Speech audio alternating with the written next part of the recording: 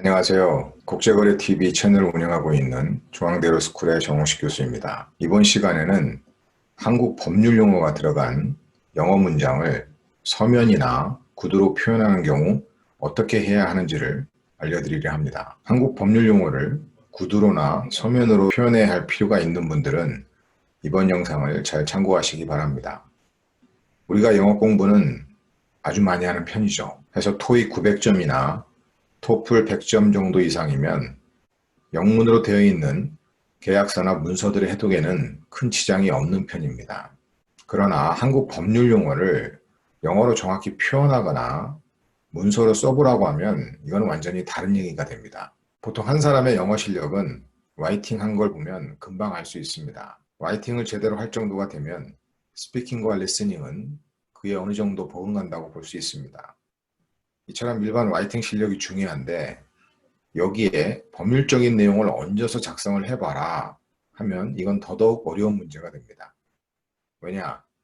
정확한 영문 법률 용어를 미리 익히지 않고서는 쉽사리 그 용어가 떠오르지 않을 뿐만 아니라 이걸 모르면 영작 자체가 되지 않고 하더라도 이상한 영어가 되기 때문입니다. 그래서 이번 시간에는 주로 계약과 관련된 기본적인 법률 용어들 위주로 설명을 하도록 하겠습니다. 국제소송이나 국제중재와 같은 절차에서 사용하는 용어들은 따로 정리해서 다음 기회에 한번 영상을 만들어 보도록 하겠습니다. 계약을 체결하려면 일단 계약 당사자가 있어야 되죠. 그래서 계약 당사자를 우리가 지칭을 할 때 일방 당사자는 a party, 상대방은 the other party, 양 당사자는 both parties, 또는 그 계약과 관련된 이해 당사자를 지칭할 때는 an interesting party 이런 식으로 부를 수가 있겠습니다. 계약이 성립하다라고 표현할 때, 또는 이제 유효한 계약이 성립하다 할 때 a valid contract is formed between X and Y 이런 식으로 하거나 아니면은 form이라는 용어 말고 execute라는 용어를 쓰기도 합니다. execute가 조금 더 정제된 법률적인 그런 내용이라고 얘기할 수 있고요. 그래서 a valid contract is executed between X and Y on such and such date in connection with such and such matter 이런 식으로 쭉 이어서 설명할 수가 있고요. 어떤 당사자들이 어떤 계약을 체결하다 이렇게 표현을 할 때는 언제 체결을 했겠죠. 그래서 A and B entered into a joint venture agreement on May 4th, 2020 이런 식으로 표현을 하는데 여기서 보면 이제 enter into라고 하는 이 표현을 이 문구를 사용을 합니다. 그래서 계약을 체결하다 어떤 당사자들이 그때 enter into라고 하는 이 문구를 사용을 하고요. 그럼 이제 계약 전체 조건, 계약 조건들을 뭐라고 총칭해서 부르냐? Terms and Conditions라고 이렇게 총칭해서 부르게 됩니다. 계약이 체결되려면 당사자 의사가 합치가 돼야 되겠죠. 그래서 당사자 의사의 합치가 이루어졌다라고 할 때 Meeting of Parties Mind 또는 Meeting of Parties Intent라고 이렇게 표현을 하고 각 당사자의 의사 표시는 이제 manifest라는 용어를 씁니다. 그래서 의사는 이제 intent가 되겠고요. manifestation of intent는 이제 의사 표시라고 얘기할 수가 있겠습니다. 계약은 당사자 자치 원칙에 따라서 체결이 되죠. 당사자 자치라고 하는 표현은 party autonomy라고 이렇게 표현을 하고요. 그래서 자치 원칙은 a principle of party autonomy 이렇게 얘기를 해볼 수가 있겠습니다. 그 다음에 이 당사자 자치 원칙이라 하더라도 강행 규정에 반하는 당사자의 합의는 유효하지 않을 수 있죠. 그래서 강행 규정을 뭐라고 표현하느냐, mandatory provisions, 어떤 특정 법률의 강행 규정을 표현할 때는 그렇고 전체 이 강행 법규를 우리가 표현할 때는 mandatory rules라고 표현하면 되겠습니다. 그 다음에 계약이 체결되고 나서도 당사자 합의에 의해 가지고 계약 조건의 일부를 변경할 수가 있죠. 근데 변경이라고 하는 표현을 쓸 때 change라는 용어는 좀 적절하지 않고요. 이때는 이제 amend the contract 또는 modify the contract, amendment or modification of contract 이런 식으로 표현을 합니다. 그 다음 구두계약과 요식계약, 서면계약이 있는데 구두계약에 해당되는 낙선계약을 oral contract라고 하고 그 다음에 서면계약, 요식계약을 written contract라고 표현할 수 있겠고요. 그 다음에 구속력이 있는 또는 뭐 구속력이 없다, 뭐 구속력이 있다 이렇게 이제 많이 표현을 하게 되는데 그때는 이제 bind라는 용어를 쓰게 되고 그의 반대말로서는 non-binding 이렇게 표현을 합니다.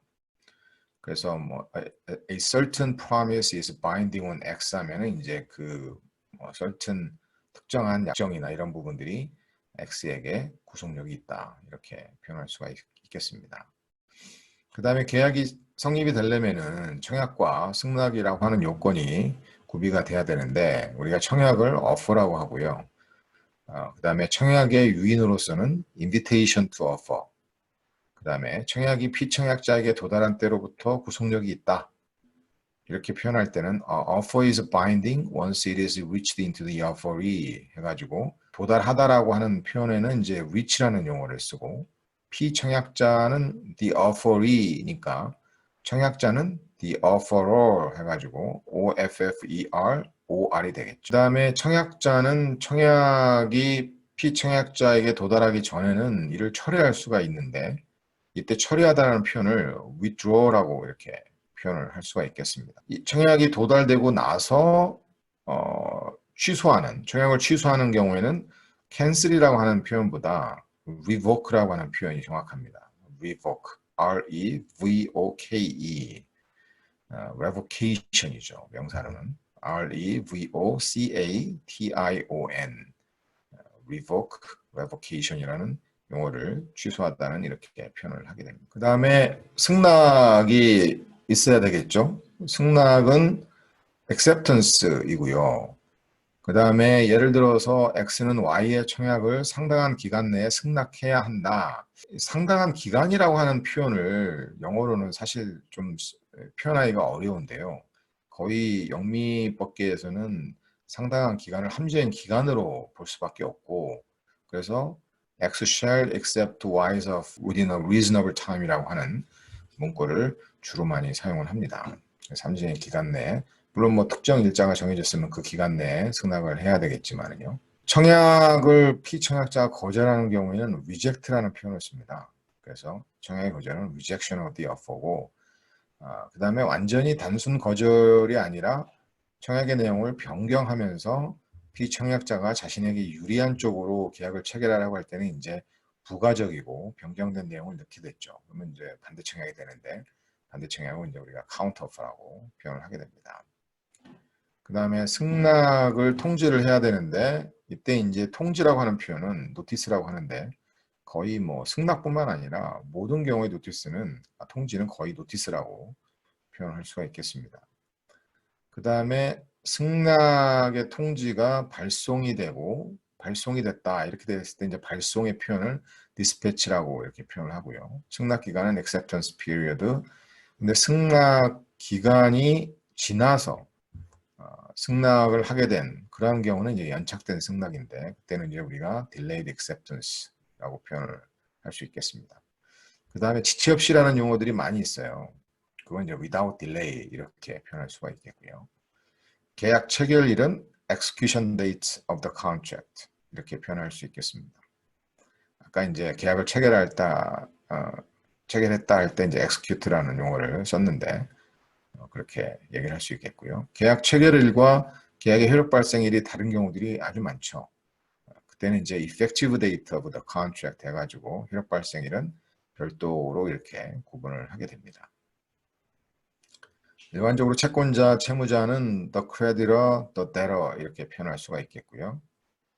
그 다음에 채권 채무는 rights and obligations 이렇게 총칭해서 얘기를 해볼 수가 있고 계약을 체결할 때 보통 계약금을 지급하는 경우들이 많죠. 착수금이라고 얘기도 하고 그건 뭐 어드밴스 페이먼트라고 할 수도 있고 이니셜 페이먼트라고 할 수도 있고 아니면 다운 페이먼트라고 할 수도 있습니다. 상황에 따라서 조금은 구분될 수는 있는데 이 세 가지 용어로 거의 해결할 수가 있고요. 그 다음에 계약금의 반환을 요청하다 할 때는 이제 반환의 경우에 이제 우리가 return이라고 하는 표현을 써서 return of the advance payment 이렇게 되고요. 계약금이 몰취되는 경우도 있죠. 그 경우는 이제 initial payment shall be forfeited if the buyer breaches the contract 이런 식으로 쓸 수가 있겠습니다. 그래서 forfeit라고 하는 용어를 우리가 몰취하다 할 때 표현을 하게 됩니다. 그럼 계약 해제와 계약 해지는 어떻게 구분하느냐? 계약 해제를 굳이 설명을 하기 위해서 써야 된다면은 rescission이라고 하는 용어를 쓰고요. 해지는 터미네이션입니다. 영미법계에서는 거의 대부분이 계약 해지예요. 계약 해지의 경우는 형평법 상에서 인정이 되는 그런 구제이긴 한데 거의 대부분은 계약 해지를 하고 그에 따라서 어떤 기대 이익에 대한 배상을 해주는 것이 미국에서는 영국에서는 기본 원칙입니다. 그래서 터미네이트라고 하는 용어를 쓰는데 한국법상에서 계약 해제가 존재하니까 계약 해제에 대한 부분을 설명할 때는 이제 rescission이라고 하는 용어를 쓰되 원상 회복에 대한 그 부분까지도 좀 부연적으로 설명을 해줘야 되지 않을까 싶고요. 그 다음에 원시적 불능이라고 하는 표현들이 있는데 이거는 inherently impossible to perform 이런 식으로 본연적으로 이행하기 불가능한 뭐 이런 상황이기 때문에 이행에 대한 표현을 할 때 우리가 이제 perform이라는 용어를 씁니다. 그 다음에 한국법에서는 과실책임주의인데 과실책임주의라고 하기 때문에 과실이라고 하는 표현들을 많이 쓰는데 fault로 표현할 수가 있죠. 무과실은 이제 no fault입니다. 영미법은 무과실 책임주의예요. 그래서 계약을 체결했는데 무과실 상태에서 계약을 위반한다 하더라도 계약상 책임을 부담을 합니다. 그렇지만 어떤 면책 사유가 있는 경우에는 그렇지 않을 수 있죠. 영미 쪽에서는 과실에 따른 그걸 구분하지 않기 때문에 계약을 위반하면은 그에 따라서 책임을 부담을 해야 돼요. 그래서 계약 위반은 이제 우리가 breach of the contract이라는 용어를 씁니다. 계약을 이행하는 과정에서 선의로 또는 뭐 악의로 이런 식으로 우리가 이제 얘기를 많이 하는데 그때 이제 선의로라고 하는 표현은 in a good faith라고 얘기할 수 있고요. 악의로는 in a bad faith 이렇게 얘기합니다. 그 다음에 신의칙, good faith죠. good faith가 신의칙에 해당이 되고 신성실 원칙은 principle of good faith 이렇게 표현을 해볼 수 있겠습니다. 그럼 채무이행은 어떻게 표현하냐? 채무이행은 performance of an obligation. 채무를 우리가 obligation이라고 얘기할 수 있고요. 이행 자체는 이제 performance입니다. 채무 불이행은 non-performance of an obligation 이렇게 표현할 수 있겠죠. 그래서 누가 그 채무를 여기서 이제 물품 인도 채무를 이행하지 아니하였다 이렇게 표현할 때는 A has not performed to deliver the goods in a timely manner 이런 식으로 표현할 수가 있고 아니면은 그냥 A has failed to deliver the goods 이렇게 표현할 수도 있겠습니다. Not performed 또는 failed 이런 식으로 계약을 위반하다 불이치예요 그냥. 계약을 위반한 과실과 무과실에 상관없이 그 다음에 법적 책임을 우리가 이제 뭐 얘기할 수밖에 없는데 책임이라고 하는 용어를 우리가 얘기할 때 responsibility라고 하는 뭐 이런 용어를 떠올리는데 법적으로는 liability라는 용어를 씁니다. 그래서 누가 뭐뭐에 대해 책임이 있다. 그럼 A is liable for something 이런 식으로 표현을 하게 되고요. A는 B가 입은 손해에 대한 배상 책임을 진다. 이런 내용의 문구를 표현할 때는 A is liable for damages incurred by B 이렇게 표현할 수 있겠습니다. 뭐 손해는 이제 우리가 damages라고 얘기를 하는데 손해를 입다라고 할 때 incur라는 용어를 써요. 이렇게 incurred by B 이런 식으로 그리고 또 비용이 야기되다 할 때도 incur라고 하는 용어를 많이 씁니다. 신뢰이익을 배상하다 뭐 배상은 우리가 이제 compensation인데 reliance interest, 신뢰이익은 이제 reliance interest라고 볼 수 있겠죠. 기대이익은 expectation interest 이렇게 쓸 수 있고요. 금전배상이 기본 원칙인데 금전배상은 monetary compensation 이렇게 지칭할 수 있겠습니다. 그 다음에 동시이행 항변권이 있죠. 동시이행을 뭐라고 얘기하느냐? simultaneous performance라고 표현할 수 있겠습니다. 그래서 동시이행 항변권을 설명한다면은 I have a right to hold off performing my obligation until the other party performs its own obligation 이런 식으로 설명할 수 있겠습니다. 계약 해석이 문제가 많이 되죠. 그래서 계약 해석에서는 interpretation of contract고요. interpretation은 미국 쪽에서는 계약 해석을 얘기할 때 interpretation이라는 용어를 쓰는데 영국 쪽에서는 construction이라는 용어를 써요. 그래서 construction of contract도 이것도 계약 해석과 관련된 거다. 건설이 아닙니다. construction이 여기서는. 주관적 해석, 객관적 해석, 규범적 해석은 subjective interpretation, objective interpretation, normative interpretation 이런 식으로 우리가 설명을 해볼 수가 있겠습니다. 약관규제법이 있는데 영미에서는 이제 약관규제법이라는 게 존재하지 않는 것으로 제가 이해하고 있습니다.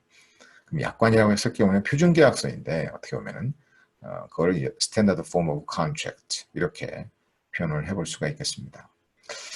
자, 이번 시간에는 여기까지 한번 기본적인 그 계약과 관련된 법률 용어들을 정리를 해봤고요. 다음 시간에도 계속 이어서 계약 표현을 설명을 하겠습니다. 궁금하신 사항에 대해서는 댓글 남겨주시고요. 자, 그럼 다음 시간에 뵙도록 하겠습니다. 감사합니다.